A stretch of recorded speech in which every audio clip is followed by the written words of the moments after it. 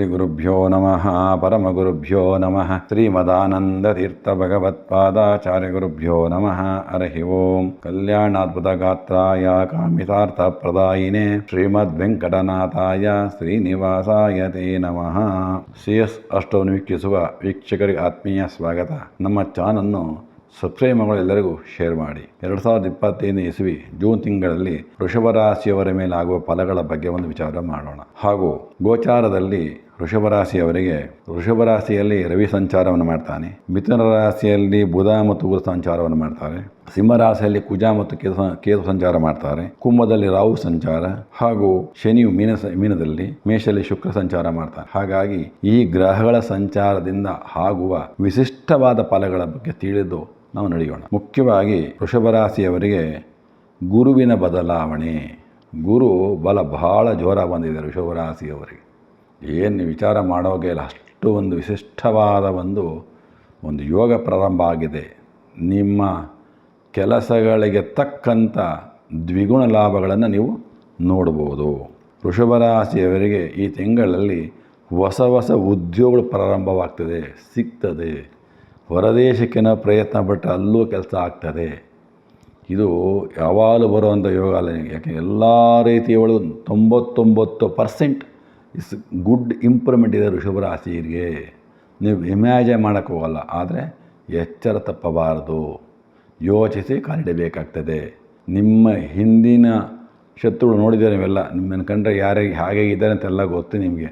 ಅವರೆಲ್ಲ ಬರ್ತಾರೆ, ಅವ್ರನ್ನೆಲ್ಲ ಹೇಗೆ ಯೂಸ್ ಮಾಡಬೇಕು, ಹೇಗೆ ಇಟ್ಕೋಬೇಕು ಅಂತ ನೋಡ್ಕೋಬೇಕು. ತಿರುಗಿ ಅದೇ ತಪ್ಪು ಮಾಡಿಕೊಂಡ್ರೆ ತಿರುಗಾಡ್ಲಿಕ್ಕೆ ಬಿಡ್ತಾರೆ ವೃಷಭ ರಾಶಿಯವರು.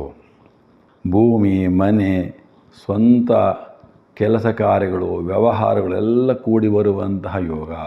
ಒಳ್ಳೆ ಸೈಟ್ ತೊಗೋಬೋದು, ಮನೆ ಕಟ್ಬೋದು, ಮತ್ತು ದೊಡ್ಡ ದೊಡ್ಡ ವಾಹನಗಳನ್ನು ಕೊಂಡುವಂತಹ ಯೋಗ ಬಹಳ ಚೆನ್ನಾಗಿದೆ ವೃಷಭ ರಾಶಿಯವರಿಗೆ. ಯಾರು ವಿವಾಹಕ್ಕೆ ಪ್ರಯತ್ನ ಪಡ್ತಾ ಇದ್ದಾರೆ ವೃಷಭ ರಾಶಿಯವರು, ವಧು ಆಗಲಿ ವರ ಆಗಲಿ, ಅವರಿಗೆ ಬಹಳ ಉತ್ತಮವಾದಂತಹ ಸ್ತ್ರೀ ಪುರುಷರು ಸಿಗ್ತಾರೆ. ಮತ್ತು ಆರೋಗ್ಯವಾಗಿರ್ಬೋದು, ಆರೋಗ್ಯದಲ್ಲೂ ಬದಲಾವಣೆ ಆಗ್ತದೆ. ನಿಮಗೆ ಆರೋಗ್ಯನೂ ಒಳ್ಳೆ ಇಂಪ್ರೂವ್ಮೆಂಟ್ ಆಗ್ತದೆ. ಮತ್ತು ದೊಡ್ಡ ಅಧಿಕಾರಗಳು ಸಿಗುವಂತಹ ಯೋಗ ಚೆನ್ನಾಗಿದೆ, ಪ್ರಯತ್ನ ಮಾಡಬೇಕು. ಮತ್ತು ತಂದೆಯ ಸಂಬಂಧಿಗಳು, ಚಿಕ್ಕಪ್ಪ ದೊಡ್ಡಪ್ಪಗಳು ಯಾರಿರ್ತಾರೆ ಅವರ ಜೊತೆ ಒಂದು ಪ್ರೀತಿ, ವಿಶ್ವಾಸ, ಒಡನಾಟ ಭಾಳ ಚೆನ್ನಾಗಿ ಬೆಳೀತದೆ. ಅವರಿಂದ ನಿಮಗೆ ಸಹಾಯ, ನಿಮ್ಮಿಂದ ಅವ್ರಿಗೆ ಸಹಾಯ ಭಾಳ ಚೆನ್ನಾಗಿ ನಡೆಯುವಂಥ ಯೋಗ ಭಾಳ ಚೆನ್ನಾಗಿದೆ. ಅದು ಸರಿಯಾಗಿ ಬಳಸ್ಕೋಬೇಕಾಗ್ತದೆ. ಮತ್ತು ಸರ್ಕಾರದ ಕೆಲಸಗಳು ಬಹಳ ಉನ್ನತವಾಗಿರ್ತದೆ ಮತ್ತು ಉತ್ತಮವಾದ ಅಧಿಕಾರ ಪ್ರಾಪ್ತವಾಗ್ತದೆ ಸರ್ಕಾರದಲ್ಲಿ. ಯಾರ್ಯಾರು ಸರ್ಕಾರದಲ್ಲಿ ಕೆಲಸಗಳು ಬೇಕು ನಿಮಗೆ, ಅವರು ಪ್ರಯತ್ನ ಮಾಡಿ. ಇವಾಗ ಬಹಳ ಚೆನ್ನಾಗಿದೆ. ರವಿ ನಿಮ್ಮ ಜನ್ಮಸ್ಥಾನಕ್ಕೆ ಕೂತ್ಕೊಂಡಿದ್ದಾನೆ, ದ್ವಿತೀಯಕ್ಕೆ ಗುರು ಕೂತಿದ್ದಾನೆ. ನಿಮ್ಮ ಫೇಸ್ ವ್ಯಾಲ್ಯೂ ಜಾಸ್ತಿ ಆಗ್ತದೆ ಈಗ. ಸೊ ನಿಮ್ಮ ಮಾತಿಗೆ, ನಿಮ್ಮ ನಡವಳಿಕೆಗೆ ಬಹಳ ಬೆಲೆ ಬರುವಂಥ ಯೋಗ ಚೆನ್ನಾಗಿದೆ. ಮತ್ತು ಧೈರ್ಯಶಾಲಿ ಕೆಲಸ ಮಾಡ್ತೀರಿ, ಯಾರಿಗೆ ಎದುರ್ಕೋಬೇಕಾಗಿಲ್ಲ ನೀವೆಲ್ಲ. ಯಾರು ಎದುರುಕೊಳ್ಳೋ ಅವಶ್ಯಕತೆ ಬಲ್ಲ. ಮತ್ತು ದಕ್ಷ ನಿಯತ್ ಚೆನ್ನಾಗಿರುತ್ತೆ. ಯಾರು ಮಾತು ಕೊಡ್ತೀರಾ, ಯಾರು ಹೇಗೆ ನೋಡ್ಕೋಬೇಕು, ಆ ಮಾತು ತಕ್ಕಂಗೆ ನಡ್ಕೊಳ್ಳುವಂತಹ ಯೋಗ ಚೆನ್ನಾಗಿ ಕೊಟ್ಟಿದ್ದಾರೆ. ದ್ವಿತೀಯ ಸ್ಥಾನ ಗುರು ಕೂತು ಬಿಟ್ಟಿದ್ದಾನೆ ಈಗ. ಅದು ಒಳ್ಳೆಯ ಫಲ. ನಿಮ್ಮ ಮಾತಿನಲ್ಲಿ ಸತ್ಯತೆ ಇರ್ತದೆ ಮತ್ತು ಒಂದು ನಿಯತ್ ಭಾಳ ಚೆನ್ನಾಗಿರ್ತದೆ. ಮತ್ತು ಯಾರಿಗೆ ನಿರ್ದಯ, ಯಾರಿಗೆ ಎದುರ್ಕೊಳ್ಳಲ್ಲ ನೀವೆಲ್ಲ. ನೀವು ಹೇಳಿದ್ದೇ ಸರಿ, ಆ ಥರ ಮಾತನಾಡ್ತದೆ. ಅದನ್ನು ಉಪಯೋಗಿಸ್ಕೊಳ್ಳಿ. ಮತ್ತು ಧರ್ಮಶಾಸ್ತ್ರದಲ್ಲಿ ಹೆಚ್ಚು ಸಾಧನೆ ಮಾಡ್ಕೊತೀರಿ. ಯಾರು ದೇವರ ಧರ್ಮ ಮಾಡಬೇಕು ಅಂತಿದ್ದೀರಿ, ಧರ್ಮಶಾಸ್ತ್ರವನ್ನು ಓದಿ ಪಂಡಿತರಾಗ್ತಿದ್ದೀರಿ, ಅಂಥವರಿಗೂ ಸಹ ಒಳ್ಳೆ ಅನುಕೂಲವಾಗ್ತದೆ. ಮತ್ತು ತಾಯಿಯ ಆರೋಗ್ಯದ ಸ್ವಲ್ಪ ಏರುಪೇರಾಗ್ತದೆ. ಸಂಸಾರದಲ್ಲಿ ಎಲ್ಲ ಮಾಡ್ತಾರೆ. ಹೊರಗಡೆ ಅಂತೂ ನಿಮ್ಮ ನೇರಿಗೆ ಯಾರು ಯಾವ ರೀತಿ ಒಳಗೂ ನೋಡೋಕ್ಕಾಗಲ್ಲ, ಅಷ್ಟು ಒಳ್ಳೆ ಬೆಲೆ ಗೌರವ ಚೆನ್ನಾಗಿದೆ. ಬಟ್ ಸಂಸಾರದಲ್ಲಿ ಏನೋ ನೆಮ್ಮದಿ ಇರೋದಿಲ್ಲ, ಏನೋ ಒಂದು ಕಷ್ಟ, ಏನೋ ಸುಖ ಇರಲ್ಲ, ಏನೋ ನೋವು ಮನಸ್ಸಿನಲ್ಲಿ. ಸಂಸಾರದಲ್ಲಿ ಭಾಳ ಹುಷಾರಾಗಿರಿ ಪಾಪಲ್ಲಿ. ಮತ್ತು ಕೆಲವು ಕೆಲಸ ಕಾರ್ಯಗಳು ಅರ್ಧಂಬರ್ಧಾಗಿ ನಷ್ಟ ಆಗಿಬಿಡ್ತದೆ. ಏಕೆಂದರೆ ನಿಮಗೆ ಯೋಚನೆ ಮಾಡ್ತೀರಿ ಪಾಪ, ಆ ಯೋಚನೆ ತಕ್ಕಂಗೆ ಫಲಗಳಾಗೋದೇ ಕೆಲಸದಲ್ಲಿ. ಕಾರಣ ಏನಪ್ಪ ಅಂದರೆ ಮನಸ್ಸು ಸ್ಥಿರತೆ ಇರೋದಿಲ್ಲ, ಚಂಚಲತೆ ಜಾಸ್ತಿ. ಏನೋ ಮನೆಯೊಳಗೆ ಯೋಚನೆಯಿಂದ ಏನೋ ಎಡವಟ್ಟು ಮಾಡ್ಕೊಂಡ್ಬಿಡ್ತೀರಿ, ಮಾಡ್ಕೋಬಾರ್ದು. ಮತ್ತು ಕೆಲಸ ಕಾರ್ಯಗಳಲ್ಲಿ ವಿಘ್ನಗಳಾಗ್ತದೆ. ಯಾಕಾಗ್ತದೆ ವಿಘ್ನಗಳು ನಿಮಗೆ ಅಂದರೆ, ನಿಮ್ಮನ್ನು ನೋಡಿದ ಜನ ದೃಷ್ಟಿ ಬೀಳ್ತದೆ, ಕಣ್ಣು ದೃಷ್ಟಿ ಜಾಸ್ತಿ ಆಗ್ತದೆ. ನಿಮ್ಮ ಆ್ಯಕ್ಟಿವಿಟೀಸು, ನಿಮ್ಮ ಡೆವಲಪ್ಮೆಂಟ್ಸು ಯಾರು ಇಷ್ಟಪಡೋದಿಲ್ಲ. ಮತ್ತು ವ್ಯಾಪಾರಸ್ಥರಿಗೆ ಹೊಸ ಒಪ್ಪಂದಗಳಾಗ್ತದೆ. ಈಗ ಯಾರ್ಯಾರು ಬಿಸ್ನೆಸ್ ಮಾಡ್ತಾಯಿದ್ದೀರಿ, ಹೊಸ ಪಾರ್ಟ್ನರ್ಶಿಪ್ಪಲ್ಲಿ ಮಾಡ್ತಾಯಿದ್ದೀರಿ, ಹೊಸ ಒಪ್ಪಂದಗಳಾಗ್ತದೆ. ಮತ್ತು ಹೊಸ ಉದ್ಯೋಗ ಮಾಡಬೇಕು, ಹೊಸ ವ್ಯಾಪಾರ ಮಾಡಬೇಕು ಅಂತ ಆಸೆ ಬರ್ತದೆ. ಫಸ್ಟ್ ಶುರು ಮಾಡಿ. ಕಾಲ ಭಾಳ ಕಡಿಮೆ ಇದೆ, ಧನಲಾಭಗಳು ಹೆಚ್ಚಾಗ್ತದೆ. ಕಾರಣ ಏನಪ್ಪ ಅಂದರೆ, ಆ ಒಂದು ವ್ಯಾಪಾರದಲ್ಲಿ ನಿಮ್ಮ ಬುದ್ಧಿವಂತಿಕೆ ಅತಿ ಉತ್ಕೃಷ್ಟವಾಗಿರ್ತದೆ ಮತ್ತು ಹೊಸ ಚಿಂತನೆ ಮಾಡ್ತೀರಿ. ಈ ಬಿಸ್ನೆಸ್ ಹಿಂಗಾಯಿತು, ಇನ್ನೂ ಬೇರೆದೇನು ಮಾಡಬೇಕು, ಇನ್ನು ಬೇರೆ ಏನು ಮಾಡಬೇಕು, ಹೀಗೆ ಹೊಸ ಹೊಸ ಚಿಂತನೆಗಳು ನಿಮ್ಮಲ್ಲಿ ಪ್ರಾರಂಭವಾಗ್ತದೆ. ಹಣದ ಸಂಪಾದನೆಗೆ ದಾರಿಗಳು ಹೆಚ್ಚಾಗ್ತದೆ. ನಾನಾ ರೀತಿಯೊಳಗೆ ಸೋರ್ಸ್ ಮಾಡ್ಕೋಬೋದು, ಅಷ್ಟು ಪವರ್ ಕೊಡ್ತಾ ಇದ್ದಾನೆ ಗುರು. ಮತ್ತು ನೀವು ತಕ್ಷಣ ಪ್ರಯತ್ನ ಮಾಡಬೇಕು, ನಿಧಾನ ಮಾಡೋಕ್ಕೆ ಹೋಗಬಾರ್ದು. ಯಾವುದೇ ಮಾಡಿದ್ರು ಫಾಸ್ಟ್ನೆಸ್ಗೆ ಹೋಗ್ಬೇಕು, ಮಾಡಿದ್ರೆ ಮಾತ್ರ ಡೆವಲಪ್. ಯಾಕಂದರೆ ಒಳ್ಳೆ ಕಾಲ ಬಂದಿದೆ. ನೀವು ಸೋಮವಾರತನ ಮಾಡಿ ಇವತ್ತು ಮಾಡಿ ನಾಳೆ ಮಾಡೋಣ ಅಂತ ಯಾರಿಗೂ ಒಪ್ಸಿದ್ರೆ ಪ್ರಯೋಜನ ಆಗೋಲ್ಲ. ನಿಮ್ಮ ಕೆಲಸ ನೀವೇ ಮಾಡಬೇಕು. ತಕ್ಷಣ ಮಾಡಿದ್ರೆ ಫಲ ಬರ್ತದೆ, ನಾಳೆ ಮಾಡ್ತೀನಿ ಕೇಳ್ತದೆ. ಮತ್ತು ಹಣ ಸಂಪಾದನೆ ನಾನಾ ರೀತಿಯನ್ನು ಮಾಡುವಂಥ ಚೆನ್ನಾಗಿ ಕೊಟ್ಟಿದ್ದಾನೆ ಭಗವಂತ. ವ್ಯಾಪಾರ ವ್ಯವಹಾರಗಳನ್ನು ಮಾತನ್ನು ನಿಮ್ಮಿಂದ ಕಲಿಬೇಕು. ಯಾಕೆ ಬಿಸ್ನೆಸ್ ಮಾಡಬೇಕು, ಯಾಕೆ ಮಾತಾಡಬೇಕು, ಹೇಗೆ ಇರಬೇಕು ಅನ್ನೋದನ್ನು ನಿಮ್ಮಿಂದ ಕಲಿಬೇಕಾಗಿರ್ತದೆ ಜನ. ಅಂಥ ಒಂದು ಯೋಗ ಚೆನ್ನಾಗಿದೆ. ಮತ್ತು ಸಂತಾನಕ್ಕೆ ಯಾರು ಅಪೇಕ್ಷೆ ಪಡ್ತಾಯಿದ್ರು ವೃಷಭರಾಶಿಯವರಿಗೆ, ಅವರಿಗೆ ಒಂದು ಗುಡ್ ನ್ಯೂಸ್ ಸಿಗುವಂಥ ಯೋಗ ಭಾಳ ಚೆನ್ನಾಗಿದೆ. ಮತ್ತು ವಂಶ ಒಳ್ಳೆ ಅಭಿವೃದ್ಧಿ ಆಗ್ತದೆ. ನಿಮ್ಮ ವಂಶದಲ್ಲಿ ಹೊಸ ಹೊಸ ವ್ಯಕ್ತಿಗಳು ಬರುವಂತಹ ಚಾನ್ಸಸ್ ಚೆನ್ನಾಗಿದೆ. ಮತ್ತು ಶತ್ರುಗಳು ಹೆಚ್ಚಾಗ್ತಾರೆ, ಹಾಗೆ ಹುಷಾರಾಗಿರಬೇಕು. ಶತ್ರುಗಳು ಜಾಸ್ತಿ, ಭಾಳ ಎಫೆಕ್ಟ್ ಆಗ್ಬಿಡೋದು ನಿಮಗೆ. ಅದು ಸ್ವಲ್ಪ ಶನಿ ದೃಷ್ಟಿ ಬಿದ್ದಿದೆ, ಆದ್ದರಿಂದ ನಿಮ್ಮ ಅಭಿವೃದ್ಧಿ ಸಹಿಸೋದಿಲ್ಲ ಅವರೆಲ್ಲ. ಹಾಗಾಗಿ ಅಂಥವ್ರನ್ನ ದೂರ ಇಟ್ಕೊಳ್ಳಿ.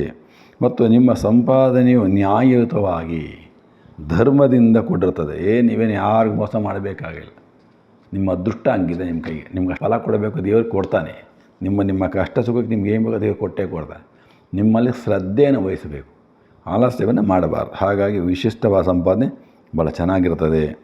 ಯಾರು ಯಂತ್ರವಿದ್ಯೆ, ಮಂತ್ರವಿದ್ಯೆ, ತಂತ್ರವಿದ್ಯೆ ಕಲಿಬೇಕು ಅಂತ ಏನಾದ್ರು ಇದ್ದಾರೆ ನಿಮ್ಮಲ್ಲಿ, ಅವರು ಶುರು ಮಾಡಿ. ಇವಾಗ ಗುರು ಚೆನ್ನಾಗಿದ್ದಾನೆ, ಹಾಗಾಗಿ ಆ ಒಂದು ಒಳ್ಳೆಯ ಫಲವನ್ನು ಗುರು ಕೊಡ್ತಾನೆ ನಿಮಗೆ. ಹೆಸರು, ಕೀರ್ತಿ, ಗೌರವಗಳು ಹೆಚ್ಚಾಗಿ ಹುಡುಕೊಂಡು ಬರ್ತಾ ಲಭಿಸ್ತದೆ ನಿಮಗೆ. ಭಾಳ ಸನ್ಮಾನ ನಡೆಯುವಂಥ ಯೋಗ ಭಾಳ ಚೆನ್ನಾಗಿದೆ ವೃಷಭರಾಶಿಯವರಿಗೆ. ಮತ್ತು ನಾನಾ ರೀತಿಯ ಸಂಪಾದನೆಯನ್ನು ಕೊಡ್ತಾನೆ, ಗೌರವವನ್ನು ಕೊಡ್ತಾನೆ, ಹಾಗೆ ಸಂಪಾದನೆಯನ್ನು ಕೊಡ್ತಾನೆ ಗುರು. ದೇವತಾ ಕಾರ್ಯ ಮಾಡುವುದು, ತೀರ್ಥಯಾತ್ರೆ ಮಾಡುವಂಥ ಯೋಗ ಭಾಳ ಚೆನ್ನಾಗಿದೆ. ಮನೆಯ ಒಳಗೆ ಶುಭ ಕಾರ್ಯಗಳಾಗ್ತದೆ, ಮಂಗಳ ಕಾರ್ಯಗಳು, ತೀರ್ಥಯಾತ್ರೆಗಳು, ಗುರು ಹಿರಿಯರ ದರ್ಶನ, ಭಗವಂತನ ದರ್ಶನ, ಇವೆಲ್ಲ ಮಾಡುವಂಥ ಯೋಗ ಚೆನ್ನಾಗಿದೆ. ಇವೆಲ್ಲ ನಮಗೆ ಕೇತು ಚೆನ್ನಾಗಿದೆ ಸಿಗುವಂಥ ಫಲ. ಸೊ ಹಾಗಾಗಿ ಕೇತು ಒಳ್ಳೆಯ ಫಲವನ್ನು ಕೊಡ್ತಾನೆ ನಿಮ್ಮ ಜಾತಕ ಪ್ರಕಾರ. ಒಂದು ಮಾಡಬೇಕು. ಮದುವೆ, ಮುಂಜಿ ಹಾಗೂ ದೇವತಾ ಕಾರ್ಯಗಳಿಗೆ ಹಣದ ಖರ್ಚಾಗ್ತದೆ, ಸತ್ಕಾರ್ಯಗಳಿಗೆ, ಧರ್ಮ ಕಾರ್ಯ ಖರ್ಚಾಗ್ತದೆ, ಮಾಡಿ. ಅದರಿಂದ ಒಳ್ಳೆಯ ಫಲ ಬರ್ತದೆ. ಮತ್ತು ಕೆಲವು ಸಲ ಏನು ಮಾಡ್ತೀರ ಅಂದರೆ ಸ್ವಯಂಕೃತ ಅಪರಾಧ ಮಾಡ್ಕೊತೀರ, ಓವರ್ ಕಾನ್ಫಿಡೆನ್ಸ್ ಮಾಡ್ಕೊತೀರ ಕೆಲವು ಸಲ. ಮತ್ತು ಸ್ವಯಂಕೃತ ಅಪರಾಧ ಮಾಡ್ಕೊಂಡು ಜೀವನದಲ್ಲಿ ಏಟ್ ಮಾಡ್ಕೊಂಡ್ಬಿಡ್ತೀರಾ. ಸ್ವಲ್ಪ ಅದನ್ನು ಅವಾಯ್ಡ್ ಮಾಡಿಕೊಟ್ರೆ ಉತ್ತಮ ಆಗ್ತದೆ. ಮತ್ತು ಎಲ್ಲರಿಗೂ ಸಹಾಯ ಮಾಡ್ತಾರೆ, ಯಾಕೆ ದುಡ್ಡು ಬೇಕಾದಂಗೆ ಬರ್ತದೆ. ಹಿಂದೆ ಮುಂದೆ ಸಹಾಯ ಮಾಡ್ತೀರಿ, ಹಾಗಾಗಿ ಕೆಲವು ಸಲ ಅಯೋಗ್ಯರಿಗೆ ಕೊಟ್ಟು ಕಳ್ಕೊತೀರಿ. ಆದಷ್ಟು ಅಂಥವ್ರಿಗೆ ಕೊಡೋಕ್ಕೆ ಹೋಗಬೇಡಿ, ಹಣವನ್ನು ಉಳಿಸ್ಕೊಳ್ಳಿ. ಯಾಕೆಂದರೆ ನಿಮ್ಗೆ ಈ ವರ್ಷ ಅಂಥ ಫಲ, ನೀವೇನು ದುಡ್ಡುಗಳನ್ನ ಕೂಡಿಡ್ತೀರ, ಜೀವನ ಪರ್ಯಂತ ಊಟ ಮಾಡುವಂಥ ಯೋಗ ಅದು ಆ ದುಡ್ಡಿನಿಂದ. ಮತ್ತು ರಾಜ ಸನ್ಮಾನಗಳಾಗುವಂಥ ಯೋಗ ಭಾಳ ಚೆನ್ನಾಗಿದೆ. ಭೂಮಿಯನ್ನು ಕೊಂಡ್ಕೊತೀರಿ, ಜಮೀನು ಕೊಂಡ್ಕೊಳ್ಳುವಂಥ ವಿಚಾರ ಇವೆಲ್ಲ ಹೆಚ್ಚು ನಿಮಗೆ ಸಲ. ಜಮೀನು ಪರ್ಚೇಸ್ ಮಾಡ್ಬೋದು, ತೋಟಗಳು ಪರ್ಚೇಸ್ ಮಾಡ್ಬೋದು, ಇವೆಲ್ಲ ಒಳ್ಳೆಯ ಫಲವನ್ನು ಕೊಡ್ತಾನೆ. ಮತ್ತು ಪ್ರಯಾಣಗಳು ಉಂಟಾಗ್ತದೆ.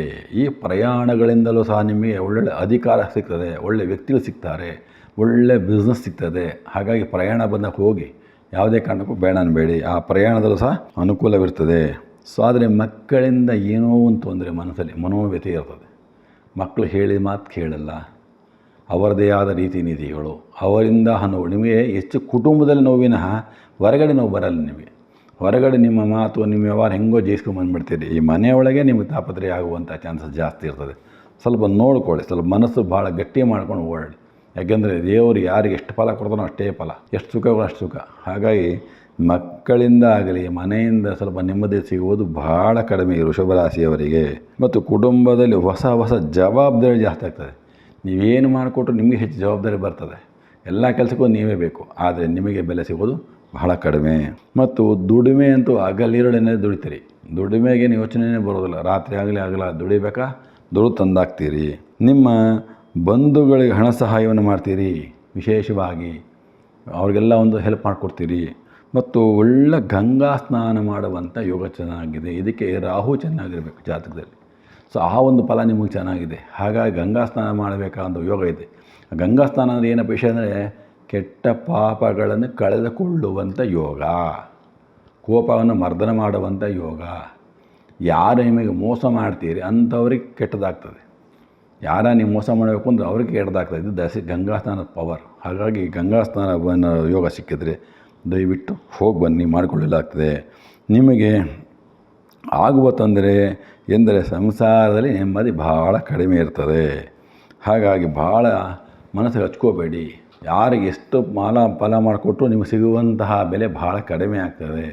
ಹಾಗೆ ಮಾನಸಿಕ ನೆಮ್ಮದಿಗಾಗಿ ಅಷ್ಟೇ, ನಿಮಗೆ ಇನ್ಯಾವ ದೋಷವೂ ಇಲ್ಲ. ಜೂನ್ ತಿಂಗಳಲ್ಲಿ ಮಾನಸಿಕ ನೆಮ್ಮದಿ ಬೇಕು ಅಂದರೆ ಶಿವ ಪಾರ್ವತಿಯರ ಆರಾಧನೆಯನ್ನು ತಪ್ಪದೇ ಮಾಡಿ. ಪ್ರತಿ ಸೋಮವಾರ ರುದ್ರದೇವರಿಗೆ ಒಂದು ರುದ್ರಾಭಿಷೇಕವನ್ನು ಮಾಡುವಂತಹದ್ದು, ಹಾಲಿನ ಅಭಿಷೇಕ ಮಾಡುವಂತಹದ್ದು, ಶಿವ ಪಾರ್ವತಿಯರ ದರ್ಶನ ಮಾಡುವಂಥದ್ದು ಯಾರು ಮಾಡ್ತೀರಿ ಅಂಥವರಿಗೆ ಒಳ್ಳೆ ಮನಸ್ಸು, ಒಳ್ಳೆ ಆರೋಗ್ಯ ಮತ್ತು ಕೆಲಸಗಳಲ್ಲಿ ಅಭಿವೃದ್ಧಿ ಇವೆಲ್ಲವೂ ಕೂಡಿ ಬರ್ತದೆ. ನಮಸ್ಕಾರಗಳು.